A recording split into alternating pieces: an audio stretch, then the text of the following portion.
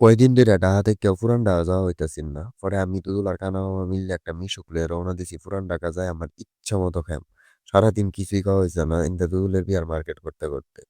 আর লালবাগ কেল্লাটা পার হইতে না হইতেই জ্যামে পইড়া রইছি। কাছাকাছি আইয়া জ্যামে পইড়া রইছি। এত্তে মেজাজ খারাপ আর কি হইতারে।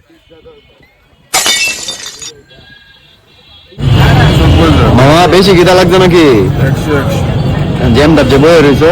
কি করার নাই তো, হ্যাঁ, হাঁটনের শক্তি নাই গিয়া। তোমার কি অবস্থা? আমি শেষ। যাক শেষ পর্যন্ত আইছি পুরান ঢাকার বিসমিল্লাহ কাবাবে। কথায় আছে অবাগা যেদিকে যায় সাগর শুহায়া যায়। এই অবস্থায় আর কি একটা টেবিলও খালি নেই। দুদুলিন দে একটা টেবিলে সিরিয়াল ধইরা বইয়া রইছে। কোন সময় মানুষটি উঠবো এরপরে আমরা গিয়ে টেবিলটা ধইরা বয়াম।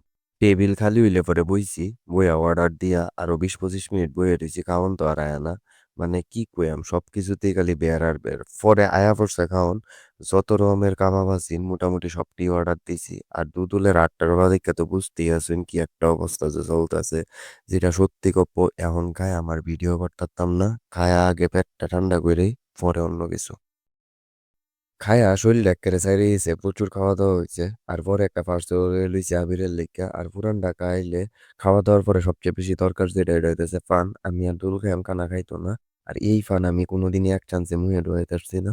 এই ফানটা মুহও দিতে না দিতেই মিলাইয়া যায়। আর বেশি দূরে যাওয়ার লাগতো না, আপনি গুলিস্তান যাইতে যাইতেই ফান্ডা শেষ।